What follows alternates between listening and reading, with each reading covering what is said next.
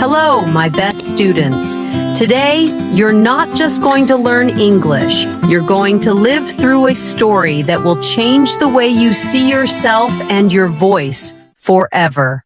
This is not a grammar class. This is not a vocabulary lesson. This is the real journey of a boy who had nothing. No fluent English, no confidence, no voice. And yet, today, he works at a global company, speaks fearlessly, and inspires millions of learners to never give up on themselves. If you've ever felt shy when speaking, if you've ever gone silent even when you had something to say, if you've ever thought, maybe English isn't for me, then this story is for you. Stay with me until the end. Because as you listen, you won't just learn how Liam mastered English, you'll discover how you can do it too.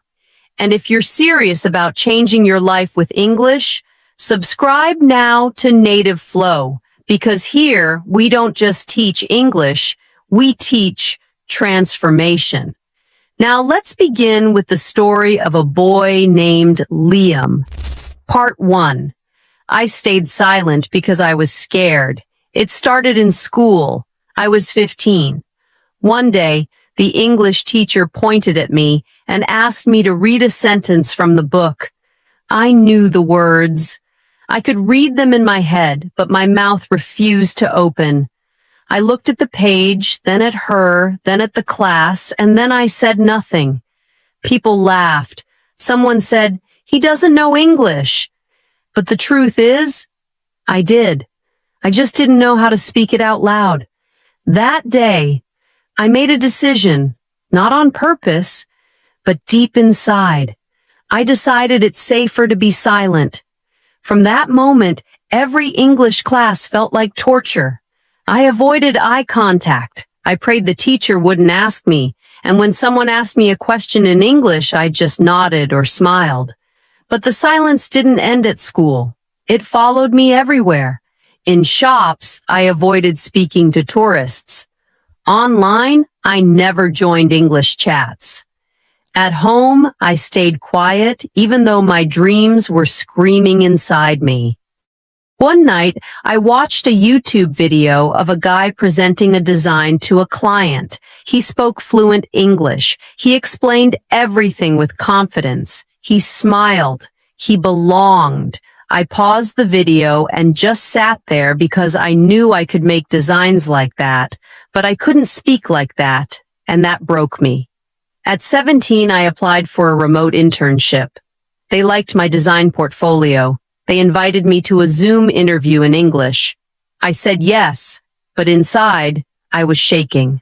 When the call began, the interviewer said, "Hi, Liam. How are you today?" Simple line, but I froze.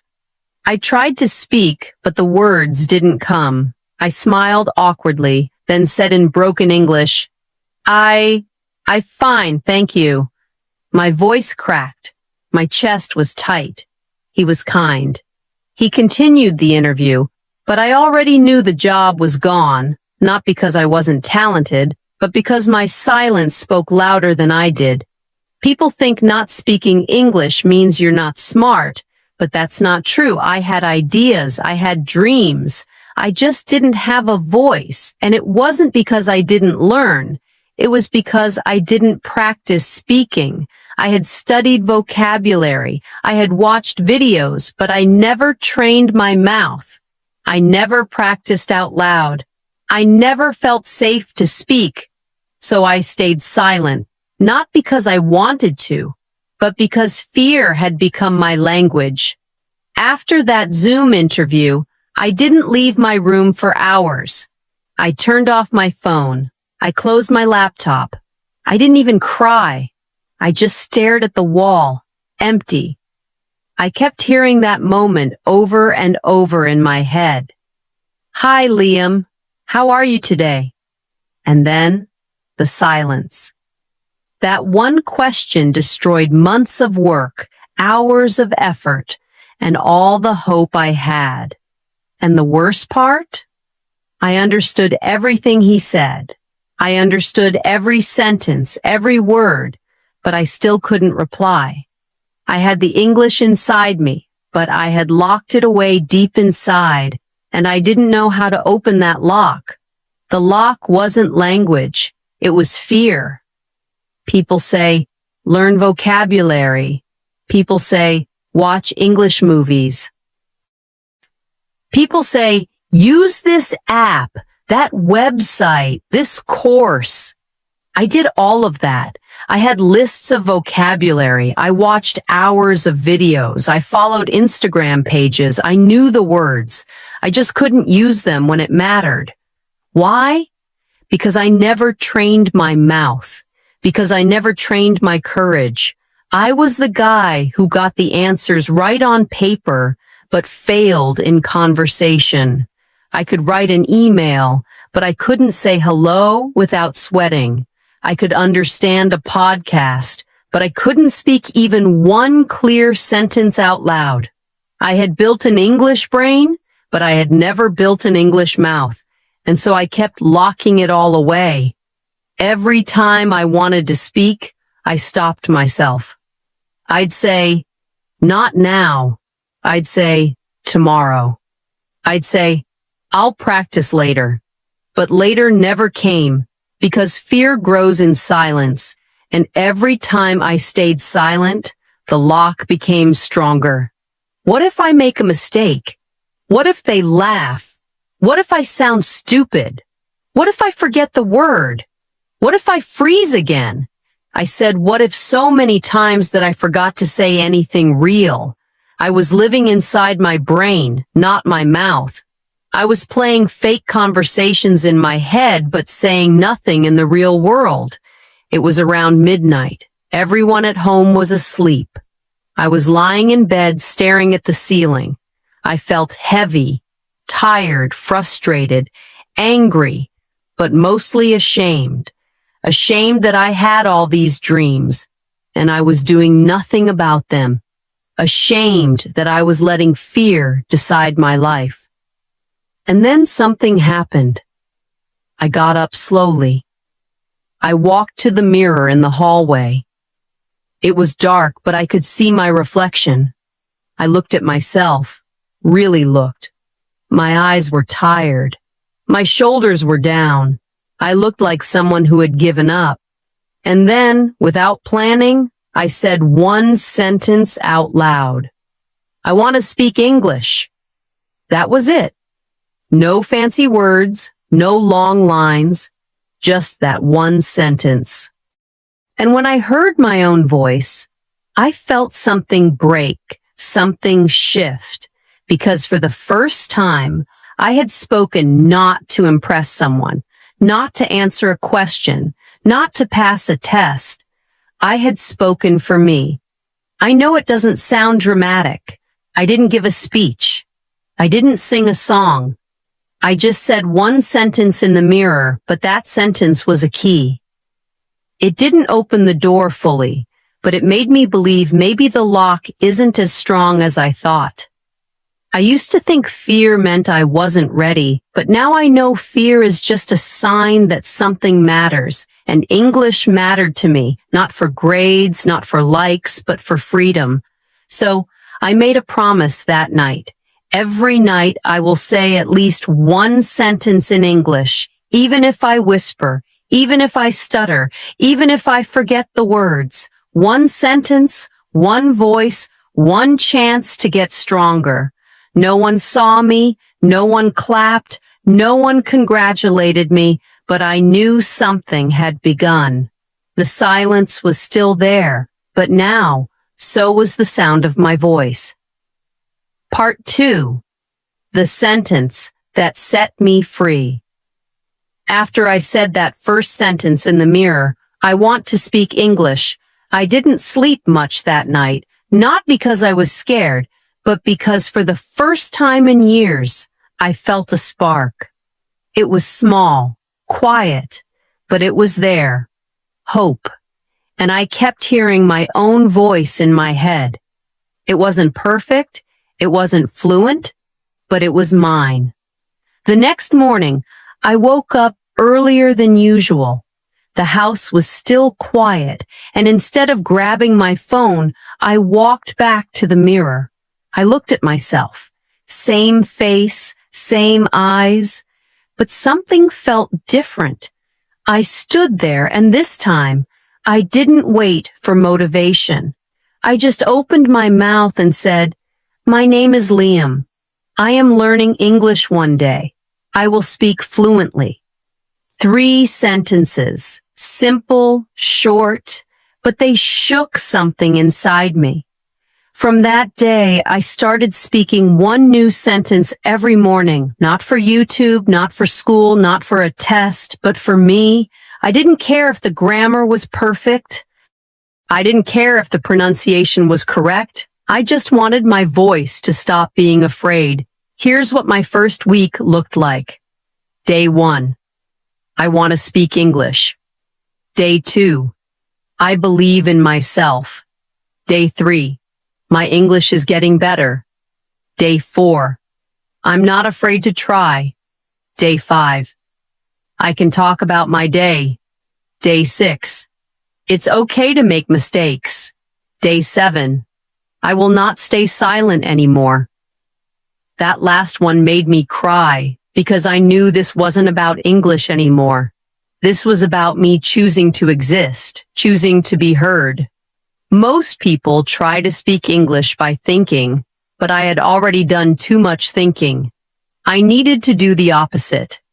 I needed to train my mouth. So here's what I did, and it changed everything. 1. Mirror speaking, 5 minutes every morning. I stood in front of the mirror, I looked at myself in the eyes, and I said, "Good morning. Today I feel I will try to do." Even if I didn't know the words, I tried. Even if I messed up, I smiled. And if I didn't know how to say something, I would speak in broken English, because broken English is better than perfect silence. Record and replay my voice. I took my phone, opened the recorder, and I said 1 sentence out loud, then 2, then 5. Then I played it back and I listened, not to judge myself, but to recognize myself. It was weird at first. Hearing your own voice always feels strange, but over time it became familiar and then beautiful. 1 shadowing exercise per day. I picked 1 short English video. Could be a TED Talk or an English conversation. I paused every sentence and repeated after it. I copied the tone, the rhythm, the pauses, like a singer practicing a song. At first, I was slow, but slowly I started flowing. Speak to 1 object in my room. Yes, I know it sounds funny, but I picked 1 object in my room, like a chair or a notebook, and I spoke to it. Hello, notebook. Today I feel tired. Hello, chair. I have a dream. Hello, mirror. I want to change my life. It wasn't about the object. It was about building courage. I had been scared of people, so I started with things, and slowly the fear disappeared. I was in the kitchen. My younger brother was playing a YouTube video. It was in English. Usually I would ignore it, but this time I stopped and listened. And without even thinking, I repeated the line out loud. Then another one, and another one. I wasn't afraid. I wasn't perfect, but I felt free. That's when I knew. Something inside me had changed. Speaking English has nothing to do with being smart. It has nothing to do with your grammar test. It has everything to do with courage. And courage is a muscle. The more you use it, the stronger it gets. And every small sentence I spoke was like lifting a small weight. And over time, I became strong. I still hadn't spoken in front of people. I still hadn't given a full answer in a real conversation. I still hadn't shown the world who I was. But now I had a voice. and I wasn't afraid of it anymore. The sentence didn't make me fluent. It didn't make me perfect, but it made me believe, and that belief set me free. Part 3. I trained my mouth, not my grammar. After 2 weeks of whispering sentences in the mirror, something strange happened. I started missing my practice. It wasn't a task anymore. It wasn't homework. It became a part of me. Every morning, my feet walked to the mirror before my mind even woke up. It became a habit, a small daily conversation with myself in English. I still wasn't fluent. I still made mistakes. I still stuttered sometimes, but I could feel something changing. Not outside, but inside. The shift. Most of my life, I studied English like a subject. I memorized words. I circled correct answers. I passed tests, but I never learned to speak. I never trained to express. I never practiced to perform because schools train your brain, but no one trains your mouth. I realized something powerful. Speaking is not knowledge. Speaking is muscle memory, just like athletes train their legs, just like singers train their vocal cords. If you want to speak English, you must train your mouth. I knew all the grammar rules, past perfect, present continuous, modals, tenses, conditional. But none of those helped me when my voice shook in public because my problem wasn't grammar. It was fear, lack of muscle memory, lack of confidence, lack of real daily speaking. So I made a decision. From now on, no more grammar books. No more memorizing for perfection. I would train my mouth every single day until it stopped shaking. I didn't tell anyone. I didn't post on social media. I didn't need motivation. I needed results. I created a simple system, one that changed my life forever. I stood in front of the mirror, no phone, no distractions. I made eye contact with myself. I treated the reflection like another person and I began, "Good morning. How are you today? What are your plans?" It felt awkward, but I smiled. I spoke slowly. I opened my mouth more than usual. I focused on movement because speaking is physical and I needed to teach my mouth how to move again. Next, I picked one English sentence from a movie, podcast, or TED Talk. Example: success doesn't come from what you do occasionally. It comes from what you do consistently. I listened. I wrote it down. Then I recorded myself saying it out loud 5 times in a row. Play, pause, repeat. Listen to my own voice. Fix the flow. Train the rhythm. No one else needed to hear me. I was building muscle, building confidence, building rhythm. Every day, I chose one simple topic. What did I do yesterday? My favorite food, a memory from school, my future dreams. Then I spoke about it in English for 2 minutes minimum, even if I stuttered, even if I paused, even if I forgot words. If I didn't know the word for something, I explained it in another way. This taught me how to survive in conversation, not just memorize lines. Before sleeping, I did a final whisper practice.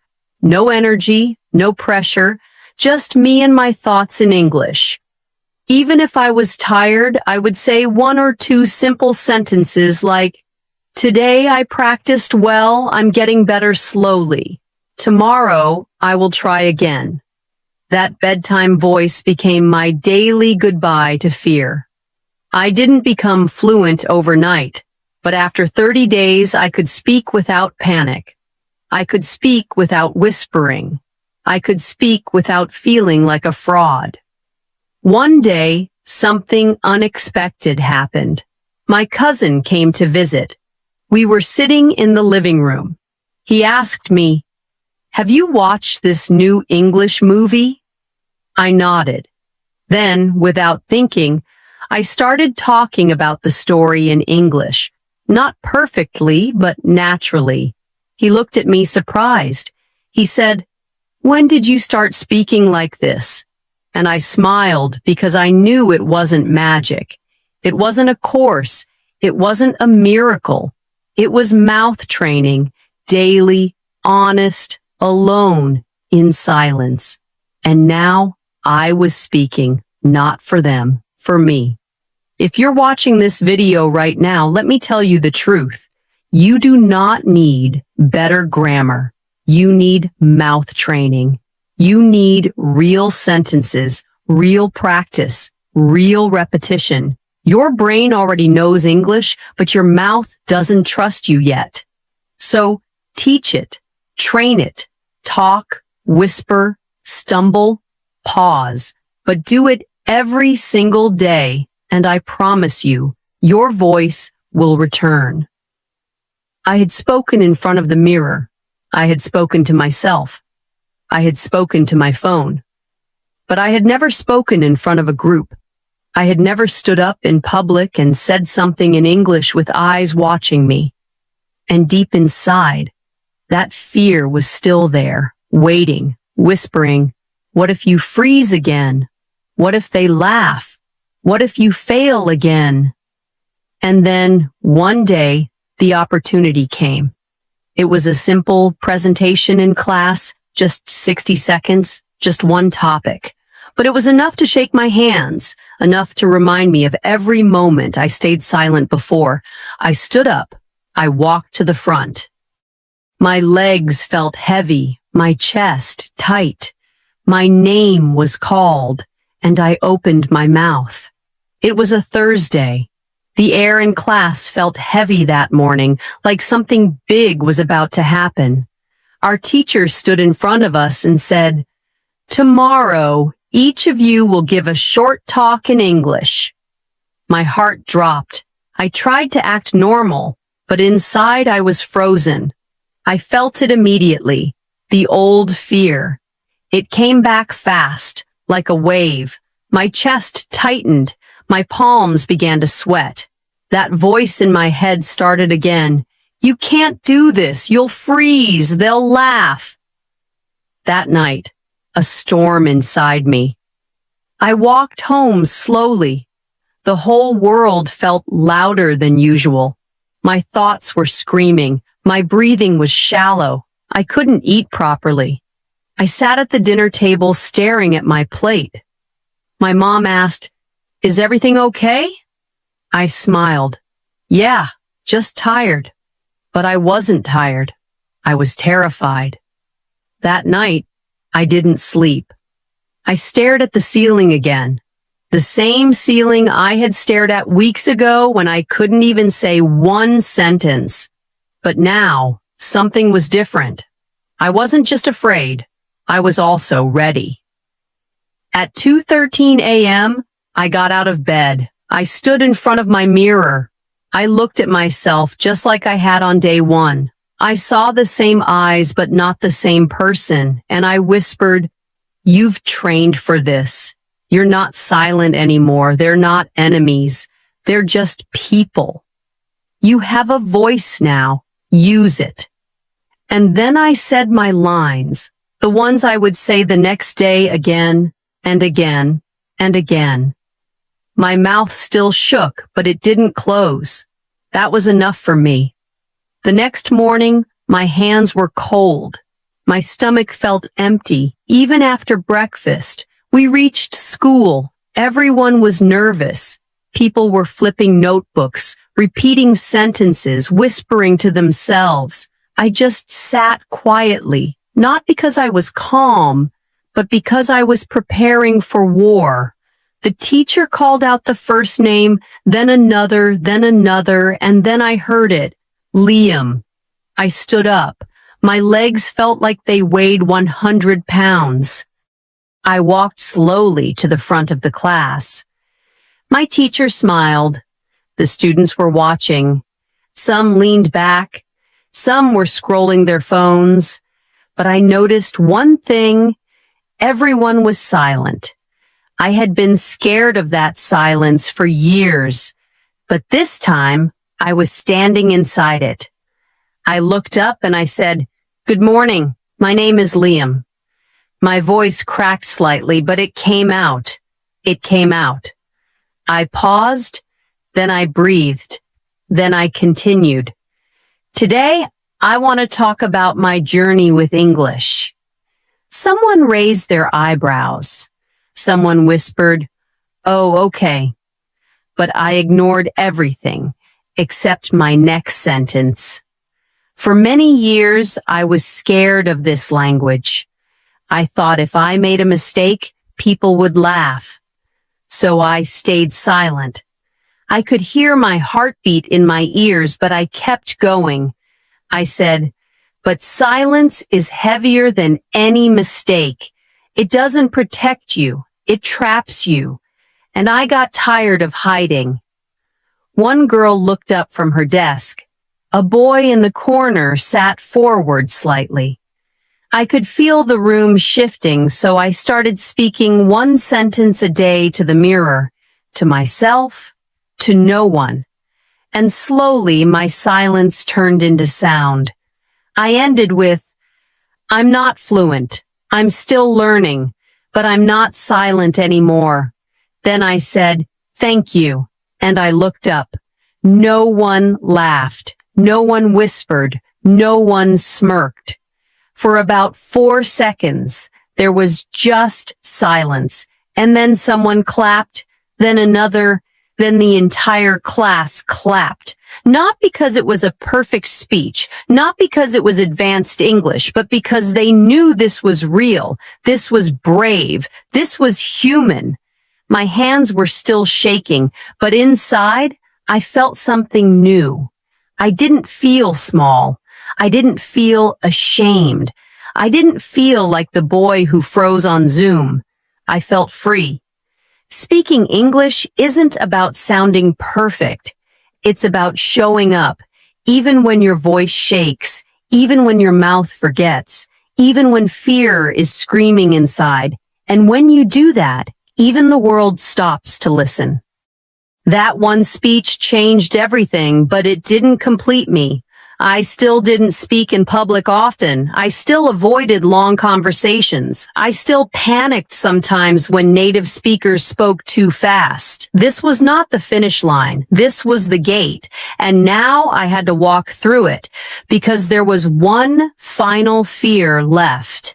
Can I speak English in real life with strangers, in meetings, on calls, under pressure, in a job interview? That's where I was heading next. Part 4, I don't study English anymore.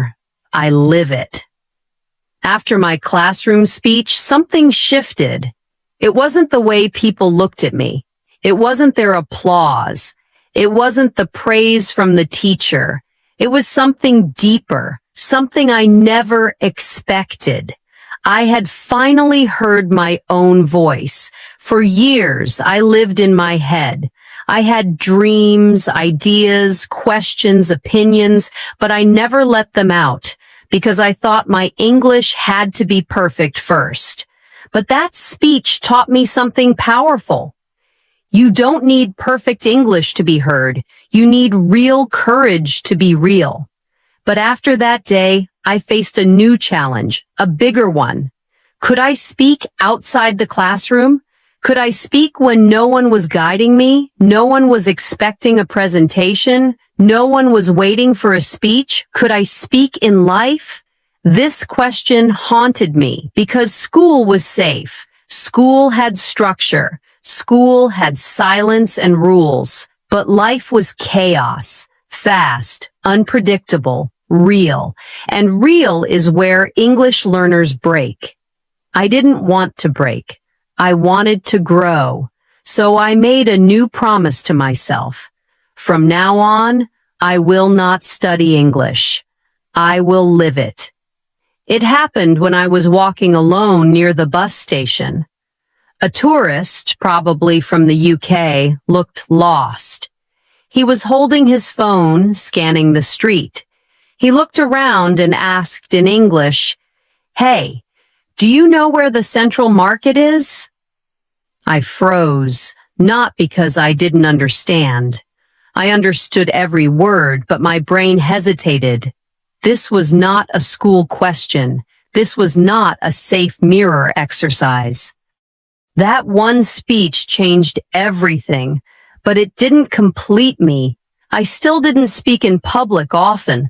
I still avoided long conversations. I still panicked sometimes when native speakers spoke too fast. This was not the finish line. This was the gate.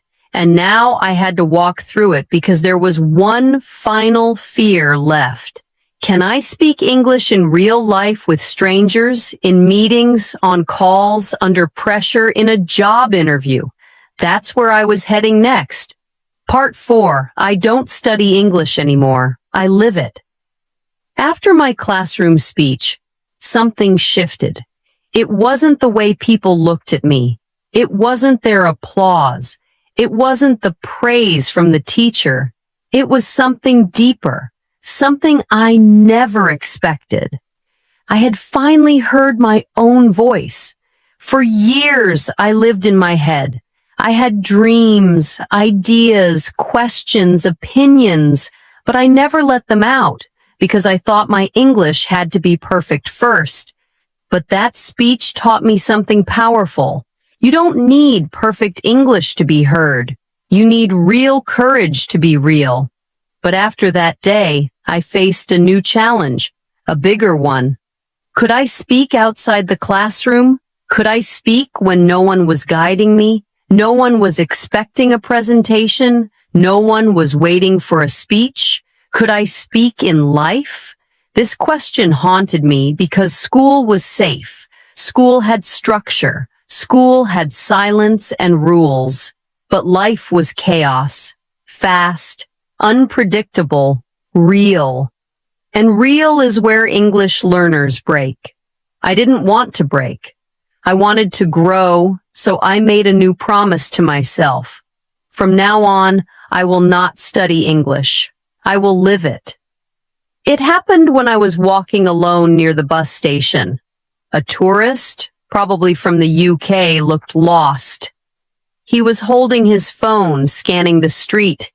He looked around and asked in English, "Hey, do you know where the Central Market is?" I froze, not because I didn't understand. I understood every word, but my brain hesitated. This was not a school question. This was not a safe mirror exercise. This was real life, and real life doesn't give you time to think twice. He repeated, "The market?" And in that moment, for the first time, I decided to act, not overthink.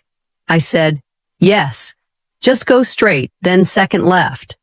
My words were slow, broken, simple, but they came out. He smiled. "Perfect. Thanks a lot, man," and walked away. He didn't correct my grammar. He didn't laugh. He didn't wait for me to sound like a native speaker. He just listened, responded, moved on. I stood there frozen, but this time, not from fear, from pride. I had just spoken English in real life to a stranger, and the world didn't explode. I didn't die. Nothing bad happened. In fact, something good happened. For the first time ever, I felt useful in English. That was the beginning of everything. After that, I didn't stop. I wanted more of these moments, more of these small, real-world victories. So I created something called the Real English Challenge. I told myself, every day I will find one real-world moment to use English, no matter how small. Not with friends, not with classmates, but with real people. At first, it was terrifying, but I knew if I didn't use it, I would lose it. So I started small. Day 1, coffee shop. I went to a small cafe in the city where staff spoke a little English. I waited in line. My heart was beating. When my turn came, I looked the barista in the eye and said, Can I get one cold coffee and one sandwich, please? It wasn't fancy. It wasn't fast, but I said it. He replied, Sure. Anything else? I shook my head, smiled, and said, No, that's all. It was done. I took my food, sat down, and looked at the receipt. Not because I wanted to check the price, but because I wanted to remember this moment. I had just made my first order in English, all by myself. Day 2. Voice note to a friend. I had a friend online from Spain. We both were learning English. Usually we texted, but I challenged myself.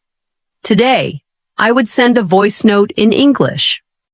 It took me 5 tries to record one sentence. My hand was shaking when I pressed send, but I did it. She replied with a voice note too, and that was the beginning of our real English conversations. Not fake ones, not textbook ones. Real friendship, real mistakes, real growth. Day 5. Talking to myself in public.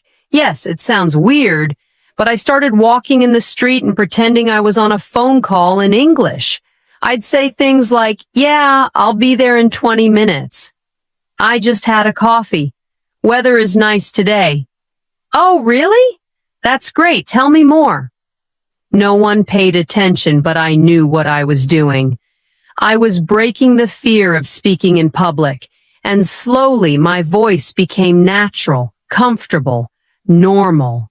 Day 12, Tourist Translation. A group of travelers were struggling to understand the bus schedule. I saw them asking someone, but no one helped. I walked up and I said, Do you need help? One of them said, Yes, we're trying to get to the museum. I explained the bus number, the stop, and how long it would take. They smiled, thanked me, and said, Your English is really good. I almost cried because no one had ever said that to me before. But more than that, I didn't care if it was good. It worked. It connected. It helped. And that's what I really wanted. I was no longer studying English like a subject. I was using it to help people communicate, make friends, express opinions, ask questions, order food, laugh, live. That's when I realized fluency isn't about big words. It's about comfort in your voice. And that comfort only comes through action, not theory. One day I was brushing my teeth and I noticed something strange. My thoughts were in English. Simple ones like, I should buy toothpaste. I hope the store is still open. Don't forget your phone. But they weren't in my native language anymore. I was living inside English, not just learning from outside. That moment changed everything because now I wasn't speaking English to impress someone. I wasn't speaking to pass a test. I was speaking because this was who I had become. Everything was getting better. My confidence was growing. I was no longer scared of English conversations. But then one email changed everything. It was an opportunity to apply for a remote internship with a global design company. They needed someone who could present designs, work with an international team, and communicate in English daily. I had the skills, but the interview, it was going to be on video in English, and suddenly the fear returned. But I wasn't that boy anymore, the one who froze, the one who ran, the one who hid. Now I had a voice, and it was time to use it for something that could change my life. The job interview was just days away, and I was about to face my biggest test yet. Not a grammar test, not a pronunciation challenge, but a test of everything I had built from silence, from fear, from effort, from belief. When I got that email, I didn't smile, I didn't jump, I didn't scream or celebrate. I just stared at the screen because I knew what this meant. It meant my time had come. No more mirror practice, No more pretending I was ready. No more small conversations. This was real. This was big. This was everything I had dreamed of. A real interview in English for a remote internship at a global design company. And the video call was scheduled for Friday. I had 4 days, just 4 days to prepare for something that might change my entire life. And yes, I was scared, but I wasn't the same Liam I used to be. I was scared, but ready. Day 1. Strategy begins. That night, I sat with a notebook and wrote a single sentence at the top of the page. What will they ask me? And how will I answer? Then I imagined every possible question they could ask in the interview. I didn't Google a list. I didn't copy answers from the internet. I used my own mind, my own understanding. Here's what I came up with. Tell us about yourself. Why did you apply for this internship? What kind of design work do you enjoy? Have you ever worked in a team before? What are your strengths? What are your weaknesses? Where do you see yourself in 5 years? Are you comfortable working in English? I wrote each one down on a separate page. Then I wrote my answers slowly in simple English. No fancy words, no overthinking, just honesty. But writing wasn't enough. I had to speak. So I stood in front of the mirror, opened my phone's voice recorder, and started practicing one answer at a time, again and again and again. And after each recording, I listened. I didn't hate my voice anymore. I just observed it. I fixed my speed. I repeated words I didn't pronounce well. And every time I made a mistake, I just started again. This time, I was not practicing to impress. I was practicing to stay calm, focused, and honest under pressure. Day 2. Building fluency under pressure. I knew the biggest challenge wasn't the words, it was the pressure. The moment when fear grabs your throat and even the words you know disappear. So I created a new practice technique. Answer under countdown. I set a 5-second timer. I looked at a question, and when the timer ended, I had to start answering. No time to think, no time to prepare, just speak whatever comes out. It was difficult. At first, I paused too much. I said, too many times. I forgot what I was saying mid-sentence, but I kept going because this was the reality of interviews. They don't wait. They don't slow down for you. You have to show up with your truth, even if it's not perfect. Day 3. Real practice with a stranger. On day 3, I did something I had never done before. I booked a free mock interview with a trainer online. It was a 20-minute Zoom session where they pretend to be an interviewer and ask you real questions in English. It cost nothing, but it would cost me everything emotionally because I knew this would be raw. This would be real. This would be uncomfortable. And it was. The woman on the screen smiled and said, "Hello, Liam. We'll begin now." My voice shook. She asked, "Tell me about yourself." And suddenly, my mind went blank. I had practiced this question 100 times, but still, I froze. I took a breath and said, "My name is Liam. I am a designer. I'm learning English, and I want to grow. I work hard." I messed up grammar. My words were slow. My confidence dropped. But she didn't stop me. She said, "Great. Keep going." And I did. By the end of the mock interview, I had answered all questions, not perfectly, but I had finished. And the trainer smiled again and said, "You have potential, Liam. You're honest. That matters more than big words." I closed the laptop and exhaled. I had failed the fake interview, but I had passed something more important, the fear of trying. Day 4. Silence before the storm. The night before the interview, I didn't touch my phone. I didn't open Instagram. I didn't watch any videos. I just sat alone and reflected. I reminded myself why I started, where I came from, what I had overcome, and who I had become. I wasn't that boy who stayed silent anymore. I was a speaker, a dreamer, a doer, and tomorrow I would show that, even if I failed. Because failure in English doesn't hurt like silence. Silence kills your dreams slowly. Mistakes, they make you stronger. So I slept early. No fear, no panic, just purpose. The interview day, Friday morning, 9:47 a.m. The interview was at 10 a.m. I had shaved, combed my hair, set up my laptop, cleaned my background, wore a simple blue shirt. My heart was calm, but fast.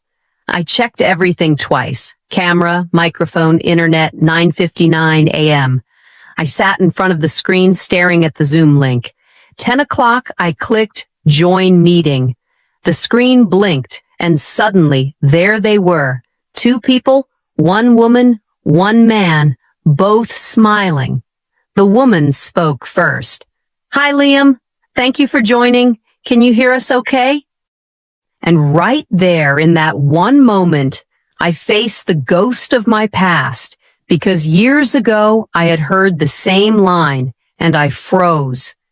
But now, I smiled back and said, "Yes, I can hear you clearly. Thank you so much for the opportunity." And from that moment on, I didn't stop speaking. They asked me about my work. I told them how I design, why I design, how I use feedback, what I'm learning now. They asked me about teamwork. I shared my small group projects in school, how I listen, how I handle conflict. They asked about my goals. I said, to grow as a designer and as a communicator. They asked, "Are you comfortable working in English daily?" I smiled.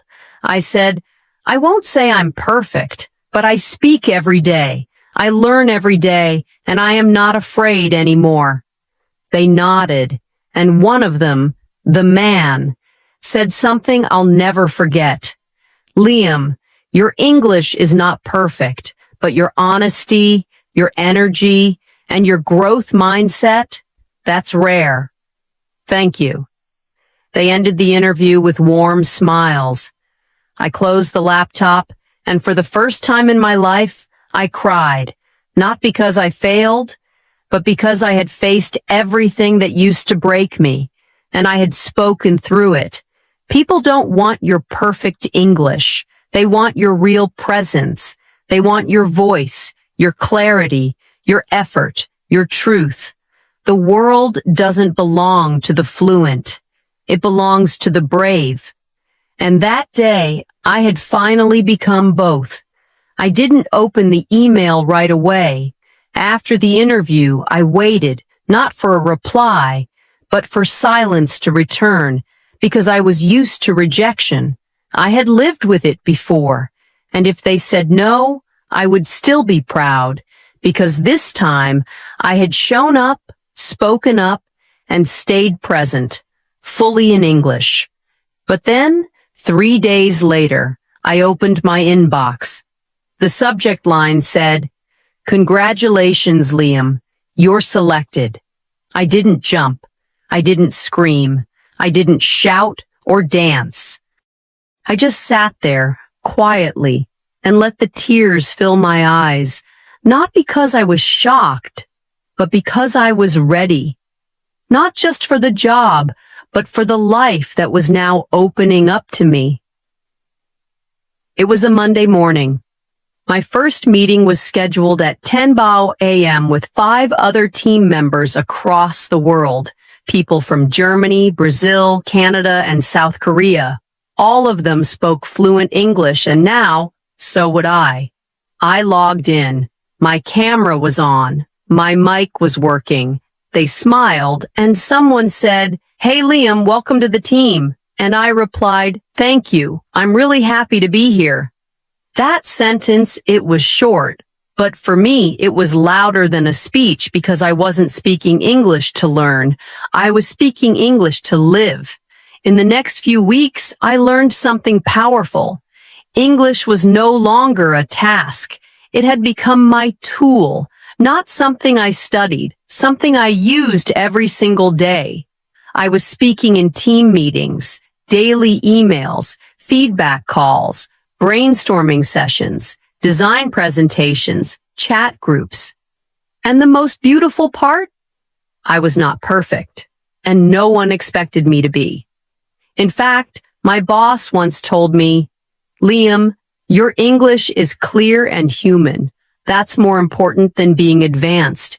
And that sentence gave me more strength than any textbook ever could. There were moments, little ones, that told me I had finally crossed over, like when I was leading a project presentation and someone interrupted me to ask a question. In the past, that would have scared me, but now I smiled, nodded, and said, "Sure, let me explain that part again." I didn't panic. I didn't freeze. I just spoke. There was another moment. One of my teammates messaged me privately and said, "Your feedback in the meeting really helped. You explained it very clearly." I reread that message 3 times because I remembered a time when I couldn't even say, "I need help." Now I was helping others in English. That's when I realized I hadn't just learned to speak. I had become someone new. Before, I used to think in my native language, translate it in my head, then speak in English. But slowly, without even noticing, that stopped. I was now thinking in English, feeling in English, responding in English, writing in English, dreaming in English. Not perfectly, but naturally. And I didn't force it. I just lived it. Because when you use a language daily, not for school but for life, your brain adapts. It starts to feel like home. And for the first time, English felt like home. I wasn't learning anymore. I was living. I started watching documentaries in English, not for practice, but for joy. I read blog posts and books without checking the dictionary every second. I commented on international forums. I joined global communities. I was speaking with designers in other countries, making friends, having inside jokes, sharing feedback, giving opinions, all in English. And not once did I say, "Sorry for my English," because I had nothing to be sorry for. This was my voice now. This was my language too. I had earned it, and I was using it proudly. Something deeper, something more powerful than fluency. A sense of identity. I was no longer the boy who stayed quiet in class, or the one who avoided eye contact in English shops, or the one who smiled and nodded without saying a word. Now I was confident. I was trusted. I was respected because of my voice, because of my journey, because of my story. And even though I still made mistakes, they didn't define me. My courage did. If you're watching this video and you feel scared to speak, if you've been stuck in silence for months, years, if you think you'll never become fluent, I want to tell you the truth. You don't need magic. You don't need perfection. You don't need to become someone else. You just need to start. Speak 1 sentence today. Whisper it if you have to. Say it to yourself. Say it in front of a mirror. Record it. Repeat it. But say it, because every time you speak, you are telling the world, "I am not invisible. I have a voice. I am becoming." I had come a long way from a small town with no English teachers, no role models, no one to correct me, to a global design internship, meetings, projects, recognition. And for the first time in my life, I was not just speaking English. I was living in it. But one part of my journey was still unfinished, something that had been with me since the very beginning. My father, the man who once said to me, "People like us don't need English." The man who believed that broken English meant broken pride. The man who watched me fail, fall, and disappear into my room every time I couldn't say a sentence. He didn't stop me, but he never encouraged me either. I hadn't been home for almost a year. I had been working remotely, earning in dollars, speaking daily with global teams, and now, finally, I returned. Same village, same streets, same house. But I was different. I wasn't nervous about the language anymore, but I was nervous about one thing. Would my father be proud of the person I became? Would he understand what I had fought for? Or would he still think, he just learned a language? What's the big deal? He was sitting outside on the old wooden bench, same place he always sat. I walked up to him. He looked at me. "You look different." I smiled. "I feel different, Dad." There was silence. Not uncomfortable, just unfamiliar. He looked away. Then, with his eyes still on the ground, he said, "I saw your interview clip, the one your company posted." My heart skipped a beat. "You saw that?" He nodded slowly. "You were speaking all in English, confident, calm, like one of them." I waited. I didn't know what would come next. And then he said, "I was wrong." I looked at him, not sure what he meant. I thought English was just a foreign language, a show-off skill, a waste of time. He paused. "But I saw something else. I saw the world listening to you. I saw respect in their eyes. I saw pride." He finally turned and looked at me, and I felt proud too. I felt my chest tighten. This was the moment I had dreamed of. Not applause, not certificates, not promotions, just this. My father sitting on a wooden bench saying, "I'm proud of you." That night, I sat alone in my room. I opened my old notebook, the one where I wrote my first English sentence. "My name is Liam. I want to speak English." I touched those words like they were ancient magic, because they were. That one sentence had changed my life. That one dream had led me here. My life today. Today, I work full-time for a global design firm based in Amsterdam. I manage international teams. I lead client meetings. I give presentations. I write reports. I speak on podcasts, all in English. My salary is $200 per month. I send money home. I help my sister pay for college. I built a new room for my parents. But more than money, I brought something home that we never had before. Hope. I used to think the victory was fluency, but now I know.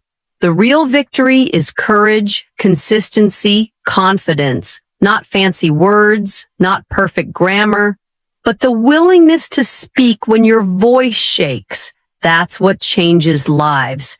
That's what changed mine. If you're still watching this video, I want you to remember one thing. It is possible.